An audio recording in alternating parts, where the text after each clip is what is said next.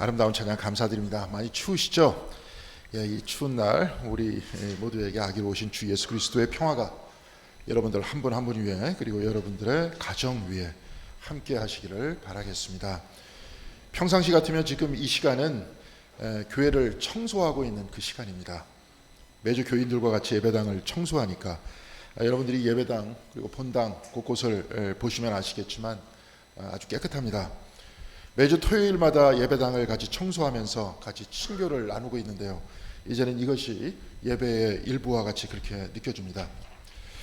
독일 태생의 영성가인 로렌츠 마티가 쓴 신비주의자가 신발끈은 매는 방법, 신비주의자가 신발끈을 매는 방법이라는 책이 있는데 제목이 재밌죠.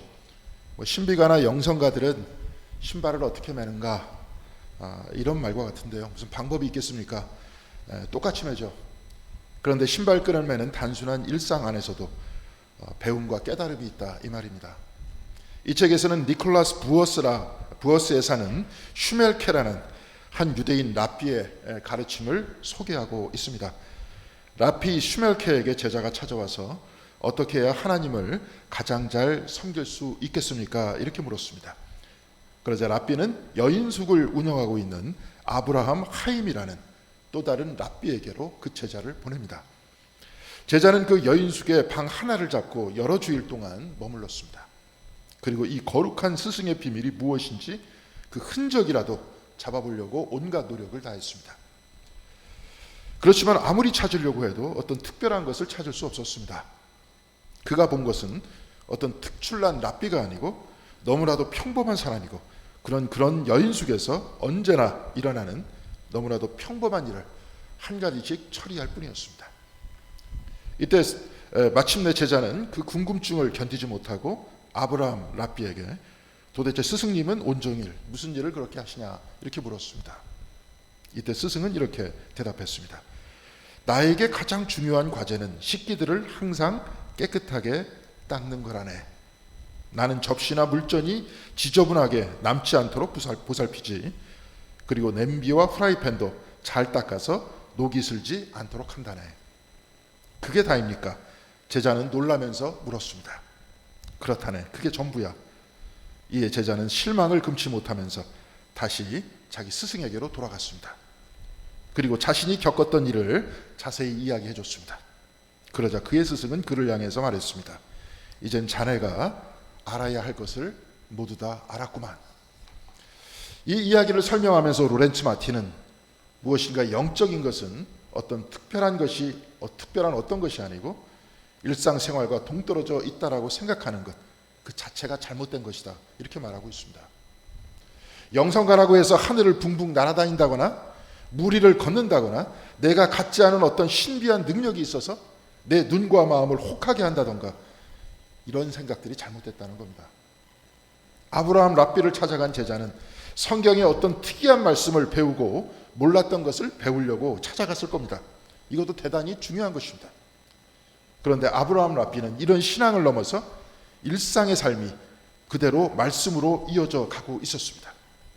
태초 이래로 하나님께서 천지를 만드시고 지금도 그 어떤 불평과 불만이 없이 이 세상을 운영하고 계시는 것처럼 아브라함 랍비 없이 그 어떤 인간적인 사심이나 불평이나 불만 없이 그릇을 씻고 냄비와 프라이팬을 닦았습니다. 랍비는 그 제자를 훈련시키거나 가르치기 위해서 훈계를 하지도 않았고 숙제를 내주지도 않았습니다. 삶 속에서 있는 그대로의 그 삶의 모습을 보여줬던 겁니다.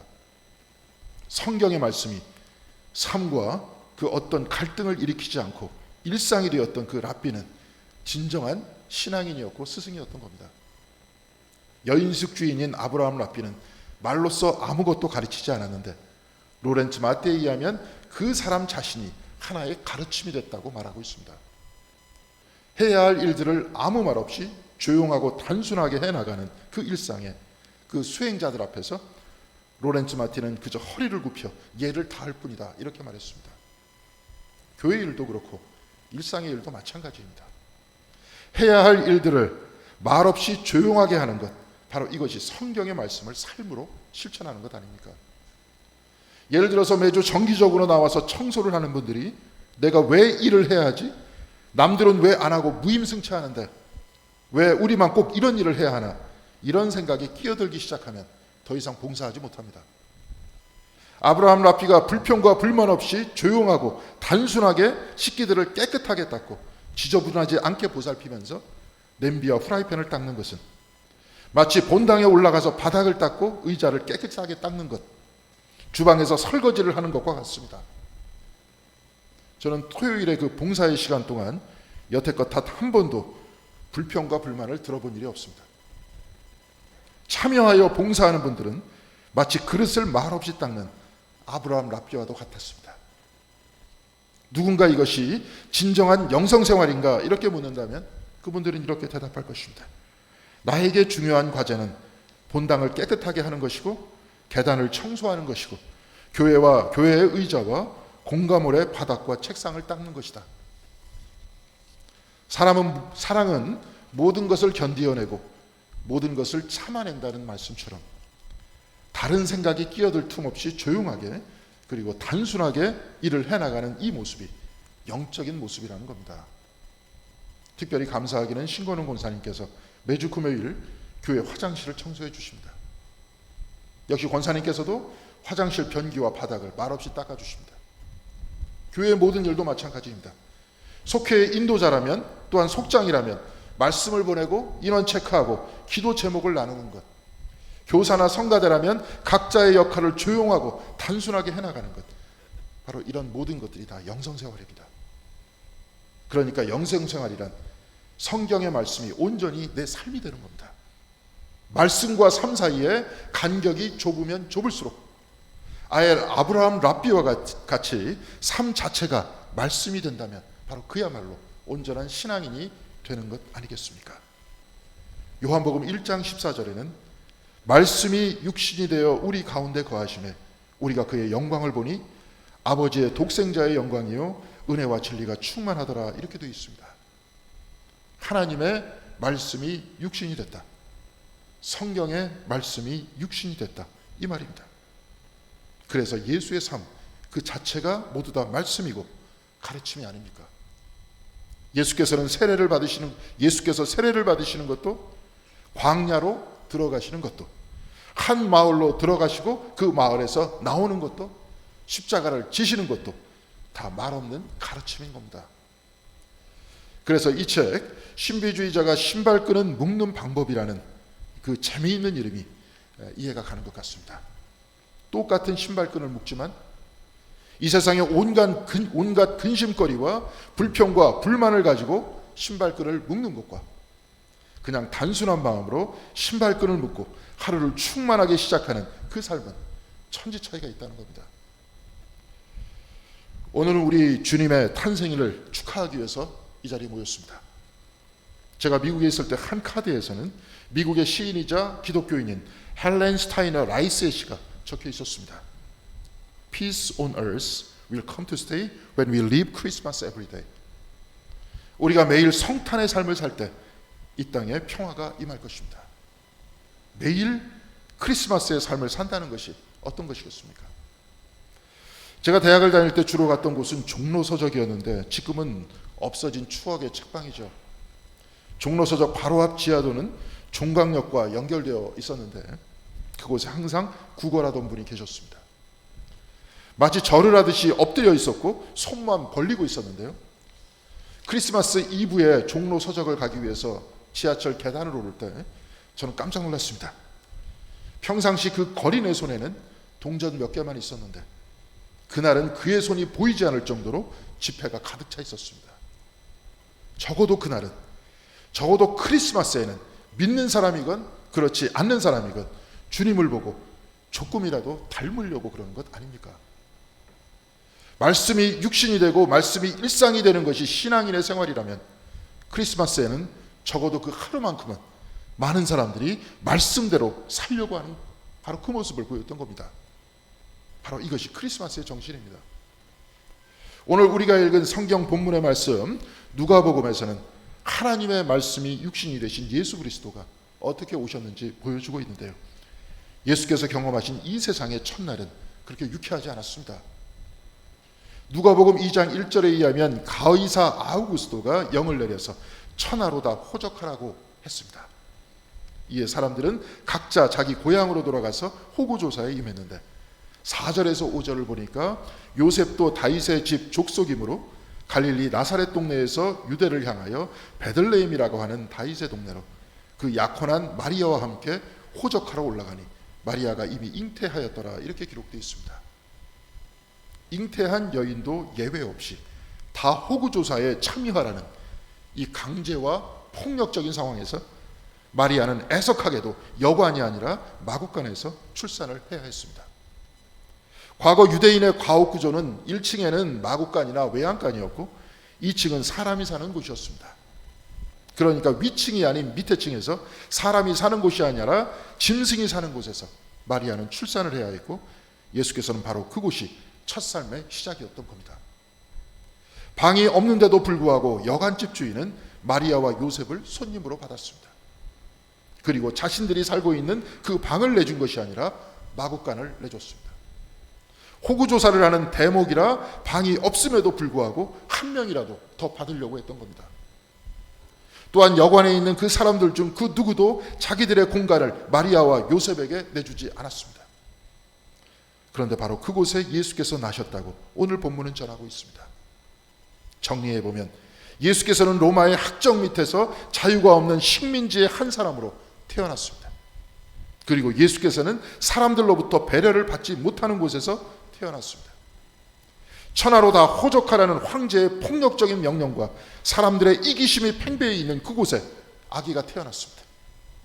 말씀이 육신이 되신 예수의 삶 그 자체가 하나의 가르침이라고 했습니다. 그렇다면 말은 하지 못하고 아기로 오신 예수께서는 그 어떤 가르침을 우리에게 주고 계신 겁니까? 유대인 출신의 철학자 한나 아렌트는 2차 대전 중 히틀러와 나치의 억압하에서 여러 나라를 피해 다니면서 이들이 벌인 야만적인 행위를 직접 눈으로 목격했고 온몸으로 체험했습니다. 특히 한나 아렌트는 나치의 이런 야만적인 행위를 전체주의라고 했는데요. 한나 아렌트는 전체주의란 개개인의 창의성이나 자유나 지적인 능력을 철저하게 억압하고 집단에 충성하는 이념, 이렇게 정의하고 있습니다. 한나 아렌트는 전체주의의 기원이라는 책에서 이런 전체주의가 나오게 되는 이유를 추적하고 있는데 결론적으로 전체주의는 건강한 사회적 관계를 갖지 못한 개개인들이 대중이 됐을 때 나타난다, 이렇게 말했습니다. 건강한 사회적 관계를 갖지 못한 개개인들이 대중이 됐을 때 전체주의가 시작된다는 겁니다. 사람과 사람 간의 건강한 관계를 맺지 못하는 사람들이 생각과 성찰이 없이 권력의 선동에 충성하는 것, 바로 이것이 전체주의라는 겁니다. 만일 사람과 사람들이 서로 건강한 관계를 맺고 있다면 해야 할 말과 하지 말아야 될 말, 해야 할 생각과 그렇지 못할 생각을 구분할 겁니다. 왜냐하면 남을 배려하면서 말하고 행동하고 생각해야 되기 때문에 그렇습니다. 그런데 그렇지 못하면 말과 행동을 혼자 멋대로 하게 되고 이런 사람들이 대중이 되면 정치가나 선동가의 선동에 넘어가게 된다는 겁니다. 2차 대전 중 히틀러 주변에서 그에게 오른손을 들어 충성하던 광적인 대중들을 여러분들 모두는 텔레비전을 통해서 다 봤을 겁니다. 오늘 본문에서 보면서 아우구스도는 천하로 다 호적하라고 했습니다. 마리아와 같은 경우는 만삭이었습니다. 그런데도 천하로 예외 없이 다 호적하라고 했습니다. 전체주의였던 겁니다. 그리고 이 전체주의적 명령을 따랐던 사람들은 한나 아렌트가 지적했듯이 생각도 없었고 배려도 없었습니다. 이들은 건강한 인간관계를 맺는 법을 알지 못했기 때문에 그렇습니다. 주인은 방이 없는데도 손님을 받았습니다. 그리고 자기의 방에서 아이를 낳게 하지 않고 마구간에서 낳게 했습니다. 오직 자신의 이익 외에는 사람에 대한 배려가 없었던 겁니다. 손님들도 만삭의 여인이 있었는데도 자기들의 방을 내주지 않았습니다. 이들도 아무 생각이 없었고 배려도 없었습니다. 전체주의 아래서 건강한 관계를 맺는 법을 몰랐기 때문에 그렇습니다. 예수께서는 이렇게 전체주의가 지배하는 어두운 세상에서 첫 삶을 시작하셨습니다. 히틀러가 집권하에서 벌였던 2차 대전으로 인해서 수많은 사람들이 목숨을 잃었고 유럽의 곳곳이 돌 위에 돌 하나도 남지 않고 파괴되는 것을 본 한나 아렌트는 바로 전체주의야말로 악이라고 그렇게 규정했습니다. 히틀러가 선동하면서 유대인을 증오했을 때 독일인들은 이 생각 없는 말에 충성을 보냈고, 그리고 600만의 무죄한 사람들이 대량으로 학살을 당했습니다. 그래서 악이란 어떤 특출난 것이 아니라고 말하고 있습니다. 생각과 배려가 없이 선동에 따라 다수가 움직이는 것, 바로 이것이 악의 출발이고 바로 이것이 전체주의라는 겁니다. 그런데 한나 아렌트는 이런 전체주의를 극복할 수 있는 것이 있다고 했습니다. 그는 이것을 탄생이라고 했습니다. 한나 아렌트는 어거스틴이 쓴 고백록을 읽다가 시작이 있기 위해 인간이 창조됐습니다, 바로 이 구절에 영감을 얻었습니다. 그리고 이 시작을 탄생이라고 했습니다. 탄생하기 위해 인간이 창조됐다. 인간은 거듭나기 위해서 탄생했다, 바로 이 말입니다. 특별히 탄생하는 아기를 생각해 보면 이 말을 잘 알 수 있습니다. 지금 막 태어난 아기에게 과거가 있습니까? 아기에게는 과거가 없습니다. 과거가 없는 아기에게는 오로지 무한대의 미래가 있습니다. 그래서 예수께서는 니고데모에게 거듭나야 한다고 말씀하셨습니다. 거듭나서 나를 지배하던 과거를 버리고 무한한 미래를 보게 된다면 오직 집단 전체에 충성하는 전체주의를 넘어서 생각하고 성찰하고 창의적인 미래를 만들어낼 수 있다는 겁니다. 그래서 한나 아렌트는 그의 책 인간의 조건에서 이렇게 말하고 있습니다. 이 세계에서 믿음을 가질 수 있고 이 세계를 위한 희망을 가져도 된다는 사실을 표현하는 가장 웅장하면서도 간결한 말은 복음서가 기쁜 소식을 전하는 말 한마디에서 발견할 수 있다. 한 아이가 우리에게 태어났도다. 한나 아렌트는 한 아기가 우리에게 태어났도다 이렇게 말했지만 더 정확하게는 한 아이가 말씀대로 태어났도다 이렇게 고쳐서 말해야 좋을 것입니다. 말씀에 의하면 천하로 다 호적하라는 전체주의적 명령 아래서 힘없는 마리아와 요셉은 복종할 수밖에 없었습니다. 또한 이 전체주의 안에서 생각과 배려 없는 사람들은 마리아와 요셉을 마구간으로 쫓아냈지만 바로 그곳에서 한 아기가 탄생했습니다. 새로운 시작을 알리는 일이 일어났던 겁니다. 오늘 본문 10절에는 천사는 밤에 양떼를 지키던 목자들에게 와서 이렇게 말했습니다. 천사가 이르되 무서워하지 말라. 보라, 내가 온 백성에게 미칠 큰 기쁨의 좋은 소식을 너희에게 전하노라. 오늘 다윗의 동네에 너희를 위하여 구주가 나셨으니 곧 그리스도 주시니라. 한 아이의 탄생은 기쁨의 좋은 소식이었습니다. 왜냐하면 말씀대로 메시아가 오셨기 때문에 그렇습니다. 말씀이 육신이 됐기 때문에 그렇습니다. 오늘 우리가 읽었던 구약 성경의 본문 이사야서 9장 2절에는 흑암에 행하던 백성이 큰 빛을 보고 사망의 그늘진 땅에 거주하던 자에게 빛이 비치도다 이렇게 말씀하면서 3절에는 주께서 이 나라를 창성하게 하시며 그 즐거움을 더하게 하셨다고 했습니다. 그리고 이 새로운 나라에서는 백성들이 무겁게 맨 멍에와 채찍과 막대들을 꺾을 것이다라고 그렇게 이야기했습니다. 이사야서 9장 6절에는 한 아기가 태어날 것인데 그 어깨에는 정사 곧 나라의 일을 메었다고 했습니다. 그리고 그 아기의 이름을 기묘자와 모사라고 했습니다. 곧 위대한 상담자요 강하신 하나님이라는 겁니다. 또한 그 아이의 이름은 전능하신 하나님이고 영존하신 아버지이며 평강의 왕이라고 했습니다.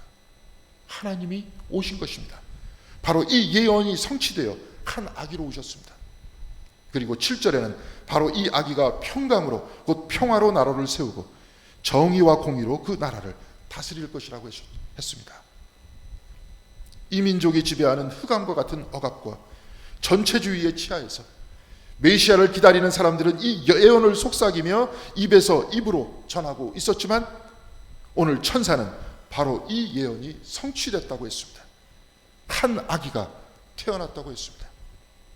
요한복음 1장 14절의 말씀과 같이 이제 말씀이 육신이 됐습니다. 예언이 성취됐습니다. 그래서 흑암에 살던 백성이 큰 빛을 보게 됐다고 했습니다. 예수께서 자라나 사역하실 때 과거에는 성인 남자들만 계수하고 사람 취급하던 그 유대의 전체주의를 넘어서 예수께서는 절름발이를 걷게 하셨고 나병 환자를 치유하셨습니다. 그리고 그 나병 환자의 집에 들어가 같이 음식을 나누셨습니다. 남성 중심의 세상에서 여인을 높이셨고 무시당하던 아이들이 천국의 주인이라고 하셨습니다. 부자만을 추종하던 세상에서 주님께서는 가난한 자가 복이 있다고 하셨고 천국은 바로 그들의 것이라고 하셨습니다. 유대 남성주의의 전체주의와 로마 중심의 전체주의와는 완전히 다른, 완전히 새로운 세상을 여셨습니다. 그래서 흑암에 빠진 백성이 빛을 보기 시작했고 말씀이 육신이 되신 예수 그리스도를 발견하기 시작했던 겁니다. 한나 아렌트는 인간의 조건에서 사람은 태어나면 다 죽지만 사람은 죽기 위해서 태어난 것이 아니라 시작하기 위해서 태어난다고 했습니다. 말씀이 내 삶으로 태어나 나날이 새롭게 되는 것, 그래서 우리 앞에 펼쳐진 무한대의 미래를 새롭게 만들기 위해서 우리는 태어난 것이다, 이렇게 말하고 있는 겁니다.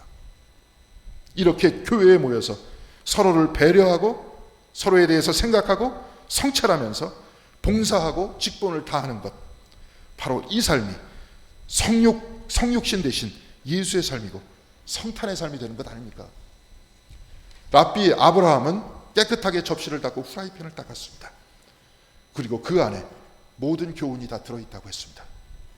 말씀이 육신이 되신 예수의 삶 전체는 모두 다 교훈이고 가르침이라고 했습니다. 마찬가지로 교회의 봉사와 서로에 대한 배려와 사랑은 말씀을 우리의 삶으로 바꾸는 것이고 예수의 삶을 내 삶으로 실천하는 것 아닙니까? 바로 이 삶이 빛을 향하는 삶이고 그 삶을 사는 사람들이 모일 때 교회가 되는 것입니다. 교회 안에 모여서 서로 배려하고 사랑할 때 하나님 나라가 우리 앞에 활짝 열리는 것을 우리는 보게 될 것입니다. 사랑하는 성도 여러분, 오늘 한 아기가 탄생했습니다. 말씀이 육신이 됐습니다. 이 탄생의 날 우리도 오늘 다시 탄생해야 합니다. 거듭나야 합니다. 그리고 우리 공동교회도 새롭게 탄생해야 하는 겁니다. 말씀이 우리의 봉사가 되고 말씀이 청소가 되고 말씀이 성가대가 되고 말씀이 속장과 인도자가 되고 말씀이 교사가 될 때 우리는 나날이 새롭게 탄생하게 될 것이고 바로 우리 공동교회의 활짝 열린 미래를 바라보게 될 것입니다. 우리 교회가 그리스도께서 탄생하신 베들레헴이 되고 우리 교회의 삶에서 하나님 나라를 우리가 두 눈으로 목격하게 될 것입니다. 사랑하는 성도 여러분, 이제 말씀이 여러분의 삶이 되시기를 바랍니다.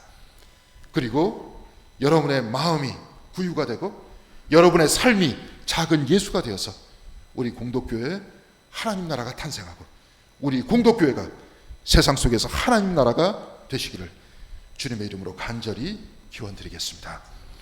기도하시겠습니다.